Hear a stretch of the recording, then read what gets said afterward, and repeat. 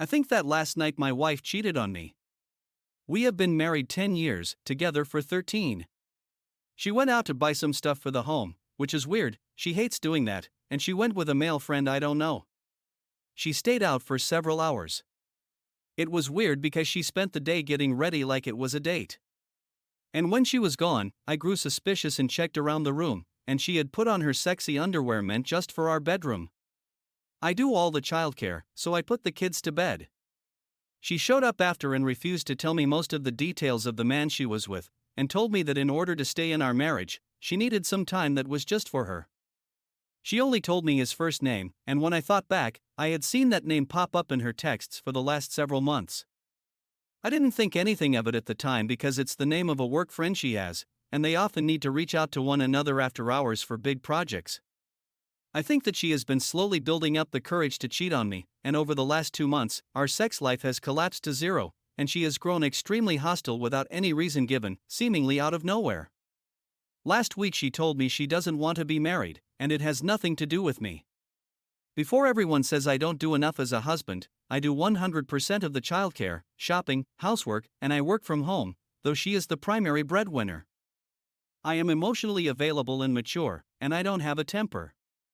I stay relatively fit and am attractive enough. I am not controlling, I don't object at all to her having male friends, but this screams affair. I am utterly shattered, and I feel like I am dying. I don't even know how to talk to her about it. She has been so angry lately that communicating with her is a nightmare. I want to divorce her, but that would break apart my children's home. If I file for divorce, would that make me the asshole? Update: my wife and I talked. She admitted that she had been talking to this guy for a while and had intended to have a sexual encounter, but found him to be so lacking she decided not to. Apparently, he had emotions and wanted a relationship, so she talked with him, bought some of his art, and left. She is still going to hang out with him, but she isn't interested in him anymore, apparently. I asked if she wanted an open relationship, she said yes. I asked if we would ever have sex again, she said probably not. She said she just doesn't want to be in a relationship with anyone or have sex with anyone anymore, but if she does decide to, she doesn't want to feel caged, especially after her most recent disappointment, but she wants to keep our family together. So I have a permanent hall pass, and I don't ever have to explain where I was or who I was with. She said that is only fair, and I agreed, and she wants the same. I can't force her to stay married or monogamous, and I don't want a divorce.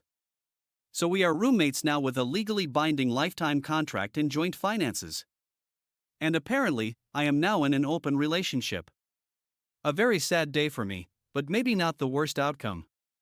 I assume a lot of people will say she was lying, but it sounded honest, and for the first time in months, she wasn't mad at me. She was being direct, and whether she cheated or not wouldn't change anything, because she had intended to and had emotionally cheated, so that trust has gone either way.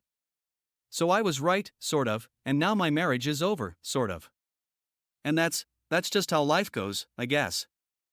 I will need some time to process this, feel free to comment if you like. It has been a rough 3 days. Update number 2, so I have decided to treat this post kind of like a journal. You guys have been so helpful and kind, mostly, and it has helped me keep a level head during this process. Thank you all for that. My wife came to me crying. She said she doesn't know why she tried to destroy our life together. She says she loves me so much, and I am the perfect husband, and she has the perfect life, and she just couldn't handle it and tried to destroy it. She has agreed to counseling. She apparently doesn't want to lose me. She says she doesn't want anyone else, and she wants to do what she needs to for me to forgive her. She says we can keep the marriage open if I want. I said okay. She asked if I needed to see other people, and I said I don't know. She said she understood and started crying again. Later she tried to initiate sex, and I stopped her. She had on her sexy undies. Seeing them again made me feel sick. She wore them for another man not even a week ago, trying to destroy our marriage. I feel like all my walls are 100% up right now. My kids noticed her behavior towards me changed this morning when I was getting them ready for school. She was very affectionate and saying nice things to me. My kids were so happy on the way into school. My daughter said, "I am so glad that Mom is being herself again." Isn't that great? I said, yeah. You guys? I am so tired. Update 3. My wife went out again on Friday. This time she seemed really pensive, not excited at all. She stayed out a little longer, but came home at a reasonable hour. If I did not know what she had been up to previously, I would not have been suspicious. I assume she broke up with her boyfriend. Saturday morning she cancelled all her future dates of all kinds, everything social was off her calendar, and she replaced them with family activities with me and the kids. She still wouldn't tell me who this man was or discuss him at all. I decided to leave it alone for a while to gather my thoughts. We went on a family trip yesterday, it was fun, and today we are all going to do family games and hang out. My wife's behavior has changed very dramatically, and she is playing the caring wife, saying nice things to me, and sending me positive messages when I am in a different room, touching my arm, all the things. A fairly dramatic shift from the extreme hostility she has been showing me for months. But I have been badly burned, so I couldn't trust it. I decided that I was calm enough to figure out who this guy was, so I went looking, and with the help of a dear friend, we figured it out. See, she had purchased something from him, and that was enough information to figure out who he was, how they met, and how this all began. Now I am going to be vague, as this would maybe be identifying, and I don't need that in my life, especially if I plan on divorcing. But he followed her on a social media service and she didn't follow him back. He never once posted publicly on her social media, and she never liked or commented on any of his stuff. My wife's social media contains pictures of me and our children, almost exclusively of our children, a couple pictures of me, and only a handful of pictures of my wife. For complicated reasons, her social media has a larger following than most personal social media accounts, which made finding him a real pain in the ass. This piece of shit saw my kids and me and my wife and thought, I bet those kids would love 2 Christmases. That's the guy my wife cheated on me with. He is older than me, by more than a decade, but very fit and very tall. Like a fucking meme. The worst part? She had not blocked him. So it isn't over, it is just on the back burner. I have decided not to mention it, I don't want her to hide it better, I want to know what's going on as I collect evidence for filing for divorce.